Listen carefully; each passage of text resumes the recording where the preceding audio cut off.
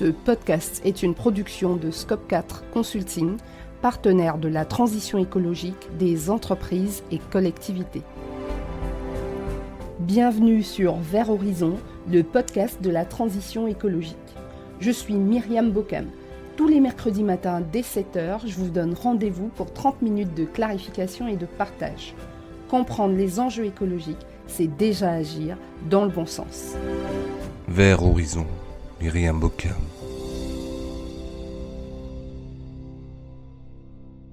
Bonjour à tous et bienvenue dans ce nouvel épisode de Vert Horizon. Aujourd'hui, nous allons plonger dans un sujet crucial pour notre avenir. Le Plan national d'adaptation au changement climatique, ou PNAC. La troisième version du PNAC français vient d'être dévoilée le 10 mars 2025 par Agnès Pannier-Runacher, ministre de la Transition écologique. Alors que des vagues de chaleur battent des records, que certaines régions subissent des sécheresses historiques et que d'autres font face à des inondations dévastatrices, que des villes côtières comme Biarritz testent des digues amovibles anti-submersion, cette question s'impose de plus en plus. Comment allons-nous vivre dans une France plus chaude ? Car oui, le réchauffement est là. La température moyenne a augmenté de 1,7 degré en France hexagonale depuis l'année 1900, bien au-dessus de la moyenne mondiale. Ce plan, sous-titré « Préparer la France à 4 degrés », marque un tournant dans notre approche collective du dérèglement climatique. Pendant 30 minutes, nous allons explorer ensemble ce que contient ce plan, pourquoi il marque une rupture par rapport au précédent et comment il pourrait transformer notre façon de vivre, de travailler et d'habiter le territoire français dans les décennies à venir. Avant de nous plonger dans le détail du nouveau plan, faisons un petit retour en arrière. La France n'en est pas à son premier coup d'essai en matière d'adaptation au changement climatique. Dès l'année 2006, notre pays se dotait d'une stratégie nationale d'adaptation, une initiative pionnière en Europe, puisque l'Union européenne n'adoptera sa première stratégie que 7 ans plus tard. Cette démarche précoce témoignait déjà d'une prise de conscience des défis à venir. En 2011, le premier PNAC voyait le jour. C'était essentiellement un plan méthodologique, le premier de cette ampleur en Europe. Il posait les bases de l'approche française en matière d'adaptation et il identifiait les secteurs vulnérables. Enfin, il proposait des pistes d'action. Mais il restait relativement général, en tout cas généraliste, parce qu'il n'avait pas d'objectifs chiffrés ni de scénarios référencés précis. En 2018, le deuxième PNAC prenait le relais. Plus concret que son prédécesseur, il comportait des mesures ciblées par secteur, mais il manquait encore d'une vision globale et intégrée de ce que pourrait être une France adaptée au changement climatique. Ces 2 premiers plans ont eu le mérite de poser les jalons d'une politique d'adaptation, mais ils souffraient de plusieurs limites. Une approche trop sectorielle, un manque de financement dédié et surtout l'absence d'un scénario climatique de référence qui aurait permis d'aligner toutes les politiques publiques. C'est précisément ce que change ce troisième PNAC de 2025. Pour la première fois, un plan d'adaptation français repose sur une trajectoire climatique précise, appelée TRAC, T-R-A-C-C, la trajectoire de réchauffement de référence pour l'adaptation au changement climatique. Ce TRAC projette un réchauffement de 4 degrés en France d'ici 2100. Une approche lucide qui tranche avec l'optimisme parfois trop présent dans les politiques climatiques. Parlons justement de cette fameuse TRAC. Elle constitue la véritable innovation de ce nouveau plan, conçu comme la boussole des actions d'adaptation. Jusqu'ici, nos politiques d'adaptation étaient trop générales, trop basées sur des scénarios fluctuants.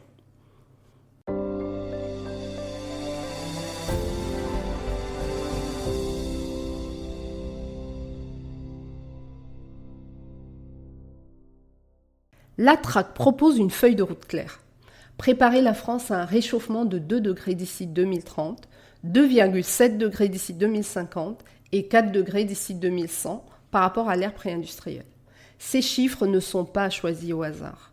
Ils reposent sur des projections du GIEC dans un scénario qui tient compte des politiques mondiales d'atténuation actuelles et des engagements des États dans le cadre de l'accord de Paris. En d'autres termes, cette trajectoire n'est ni pessimiste ni optimiste.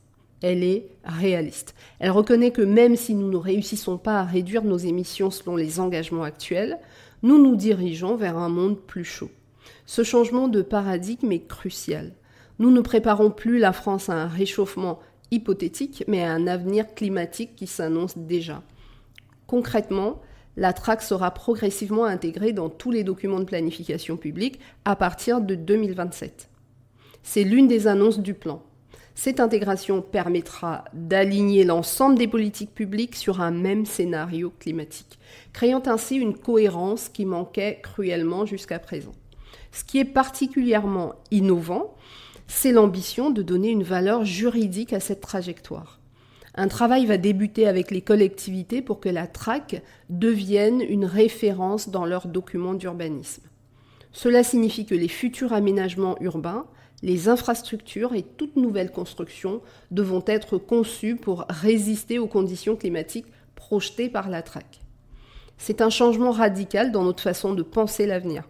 Ne plus seulement espérer limiter le réchauffement, mais aussi se préparer concrètement à y faire face.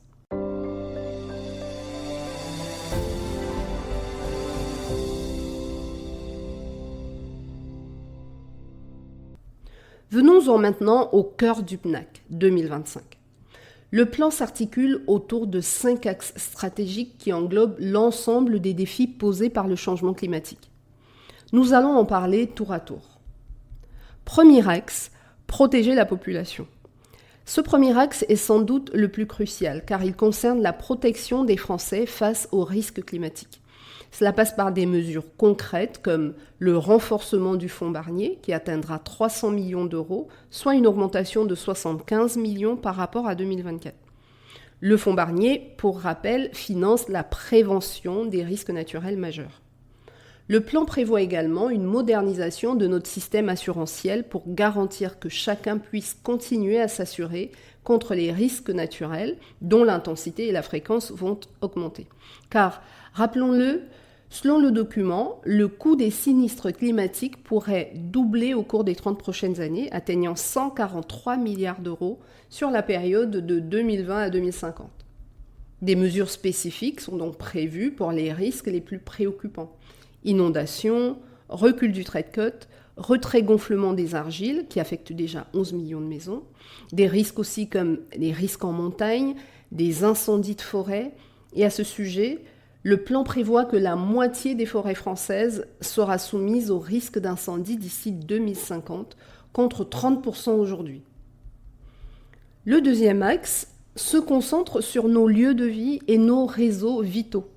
Il s'agit d'assurer la résilience des territoires, des infrastructures et des services essentiels. Comment adapter nos villes, nos routes, nos réseaux d'énergie et de communication à un climat plus extrême. Parmi les mesures phares, on note la renaturation des villes pour lutter contre les îlots de chaleur urbains, par exemple, le renforcement du plan eau pour préserver cette ressource vitale et l'intégration des enjeux d'adaptation dans toutes les normes techniques, ce qui aura un impact considérable sur nos façons de construire. Une innovation intéressante est la création de la mission d'adaptation. Qu'est-ce que c'est la mission d'adaptation ? Ce sera un guichet unique d'ingénierie à destination des collectivités locales. 100 intercommunalités seront accompagnées dès 2025 dans leurs projets d'adaptation. Chaque préfecture de département disposera également d'un référent adaptation chargé d'animer un réseau local des acteurs d'adaptation. Troisième axe du PNAC, adapter les activités humaines. Ce troisième axe concerne notre économie et nos modes de vie.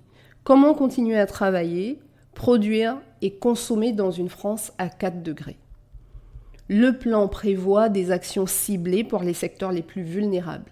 L'agriculture, avec un accompagnement des exploitations face aux aléas climatiques, le tourisme, particulièrement exposé au changement de saison et à la diminution de l'enneigement, et la forêt, avec une mise à jour du plan national forêt-bois. Un aspect particulièrement novateur est l'élaboration prévue d'une feuille de route adaptation par grand secteur économique, au-delà des actions individuelles que les entreprises sont capables de mettre en place. C'est une reconnaissance que l'adaptation ne peut être laissée à la seule initiative des acteurs privés, mais nécessite une coordination à l'échelle des filières. Le 4e axe du PNAC reconnaît que le changement climatique menace non seulement notre mode de vie actuel, mais aussi notre héritage naturel et culturel. Il concerne donc la protection de notre patrimoine naturel et culturel. Pour la biodiversité durement touchée, avec déjà 2300 espèces menacées sur les 12 500 évaluées en France, le plan mise notamment sur les solutions fondées sur la nature. Ces approches qui consistent à s'appuyer sur les écosystèmes pour relever les défis climatiques bénéficieront de près de 40% du milliard d'euros mobilisés par les agences de l'eau. Côté patrimoine culturel, un plan d'adaptation spécifique sera lancé pour 10 sites majeurs dès l'année 2025. Plusieurs de ces sites sont des sites UNESCO. C'est une reconnaissance de la vulnérabilité de notre patrimoine bâti face aux événements climatiques extrêmes. Enfin, le 5e axe du PNAC mise sur l'engagement collectif pour mobiliser les forces vives de la nation. En effet, l'adaptation ne peut réussir sans l'implication de tous, citoyens, entreprises, collectivités, chercheurs. Le plan prévoit de former tous les agents publics aux enjeux de l'adaptation, notamment grâce à des ateliers de sensibilisation, mais aussi de renforcer l'éducation au climat dans l'enseignement scolaire et d'introduire l'adaptation dans les cursus de l'enseignement supérieur. Une mesure symbolique mais porteuse de sens est la mobilisation de 10 000 jeunes en service civique écologique dans des missions liées à l'adaptation au changement climatique, ainsi que la création des réserves communales de sécurité civile. Ces réserves spécifiques sont dédiées à l'adaptation et à la résilience des territoires.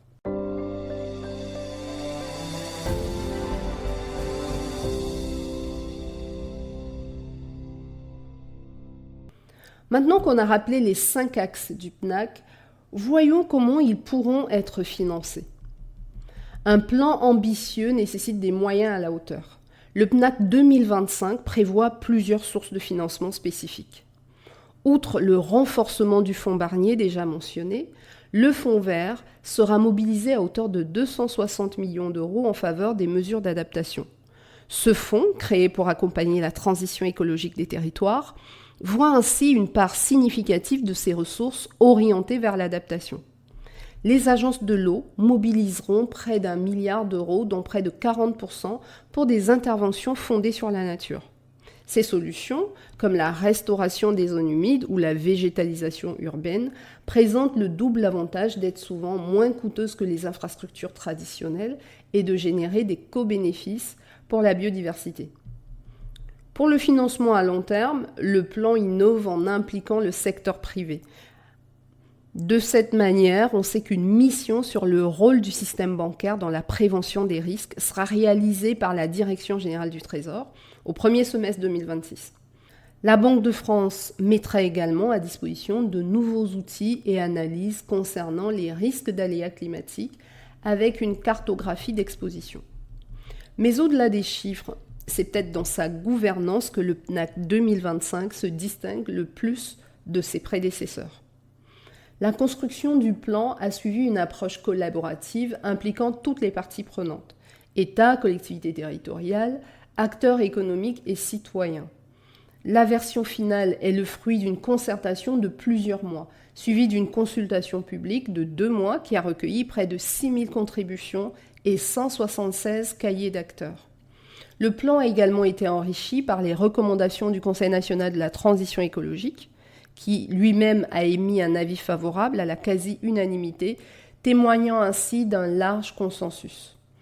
Pour la mise en œuvre, le plan sera décliné au niveau territorial, parce que des COP territoriales, qui sont des rendez-vous annuels de la transition écologique dans les territoires, comprendront désormais un volet spécifique sur l'adaptation. Un travail plus spécifique sera aussi engagé avec les acteurs du littoral, de la montagne et de la forêt pour tenir compte des spécificités de ces territoires qui sont particulièrement vulnérables. Cette territorialisation de l'adaptation est essentielle parce que l'effort d'atténuation des émissions de gaz à effet de serre est mondial, mais l'effort d'adaptation est, lui, national et local. Il doit s'adapter aux réalités de chaque territoire, à ses vulnérabilités spécifiques et à ses ressources propres.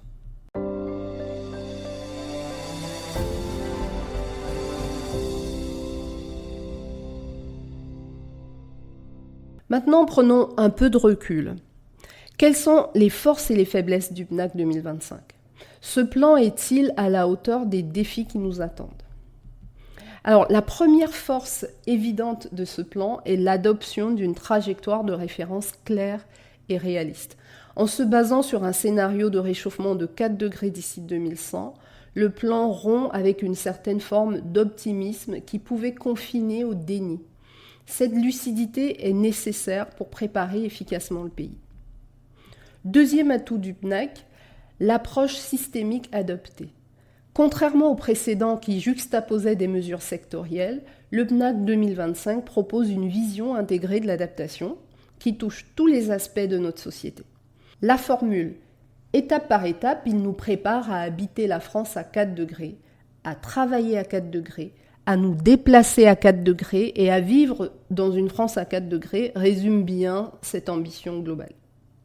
Troisième point fort du PNAC, la gouvernance inclusive. L'élaboration du plan a impliqué un large éventail d'acteurs et sa mise en œuvre prévoit une forte dimension territoriale. Cette démarche participative est essentielle pour créer l'adhésion nécessaire à un changement aussi profond de nos modes de vie. Alors, malgré ces avancées, plusieurs questions restent toutefois en suspens. D'abord, la question financière. Si le plan mentionne diverses sources de financement, les montants restent toujours modestes, au regard, en tous les cas, de l'ampleur des transformations nécessaires. Par exemple, la Fédération française de l'assurance estime que le coût des sinistres climatiques pourrait atteindre 143 milliards d'euros cumulés sur la période 2020-2050. Face à ces chiffres, les moyens mobilisés semblent encore largement insuffisants. Ensuite, la question de l'articulation entre adaptation et atténuation. Le plan affirme que s'adapter, ce n'est pas renoncer, et que l'adaptation est une corde de plus à l'arc de notre action écologique. Mais comment garantir que les mesures d'adaptation ne se feront pas au détriment des efforts de réduction des émissions de gaz à effet de serre ? Cette question cruciale mériterait plus de développement. Enfin, la mise en œuvre concrète des 52 mesures et 200 actions proposées dans le PNAC soulève des interrogations. Certaines mesures restent assez générales, comme mobiliser des solutions d'intelligence artificielle au service de l'adaptation. Comment ces intentions se traduiront-elles concrètement sur le terrain ? Le plan manque parfois d'objectifs chiffrés et d'échéanciers précis pour suivre sa mise en œuvre. Je pense en définitive que malgré ces réserves, le PNAC 2025 marque indéniablement un tournant dans notre approche collective du changement climatique. Il reconnaît que le réchauffement est déjà là et qu'il va s'accentuer, même si nous réussissons à réduire drastiquement nos émissions. Cette prise de conscience est salutaire. Pour nous, citoyens, ce plan annonce des changements profonds dans notre quotidien. La façon dont nous construisons nos maisons, la façon dont nous nous déplaçons et dont nous travaillons. C'est également la façon dont nous consommons l'eau et l'énergie.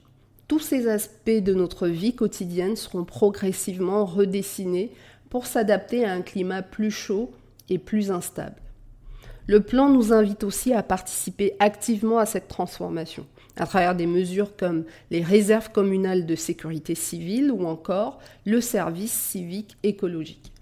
Il reconnaît que l'adaptation ne peut être uniquement l'affaire des experts et des élus, mais doit impliquer chaque citoyen. Comme le souligne la ministre Agnès Pannier-Runacher dans son édito, s'adapter, ce n'est pas renoncer, c'est ajouter une corde à l'arc de notre action écologique. Tout faire pour limiter les effets du dérèglement climatique et en même temps, c'est préparer notre pays aux impacts économiques, sociaux et environnementaux annoncés. C'est peut-être là que réside l'essentiel. L'adaptation n'est pas un plan B en cas d'échec de l'atténuation, mais bien un volet complémentaire et indispensable de notre réponse au changement climatique. Une réponse qui doit être collective, lucide et ambitieuse. Le PNAC 2025 n'est pas parfait, mais il a le mérite de poser clairement les termes du défi qui nous attend et de proposer une feuille de route pour y répondre. C'est maintenant à nous tous, citoyens, élus, entreprises, associations, de nous en saisir et de le faire vivre. Et voilà, c'est la fin de cet épisode consacré au Plan national d'adaptation au changement climatique 2025. J'espère qu'il vous aura permis de mieux comprendre les enjeux de l'adaptation et les réponses que la France y apporte. Pour aller plus loin, je vous invite à consulter le plan complet sur le site du ministère de la Transition écologique à l'adresse écologie.gouv.fr. Notre épisode est à présent terminé. Nous répondons à toutes vos questions dans l'espace commentaires sous ce podcast ou par mail à verthorizon.podcast@gmail.com. Si cet épisode vous a plu, n'hésitez pas à lui donner 5 étoiles et à vous abonner gratuitement sur votre plateforme préférée. Vous pouvez également rejoindre notre communauté Vert Horizon Podcast sur tous les réseaux, Facebook, TikTok, Instagram ou sur notre chaîne YouTube. Enfin, vous pouvez vous abonner à notre newsletter sur le site internet du podcast www.vert-horizon.net. Voilà pour aujourd'hui, on se retrouve mercredi prochain. D'ici là, prenez soin de vous et de votre environnement.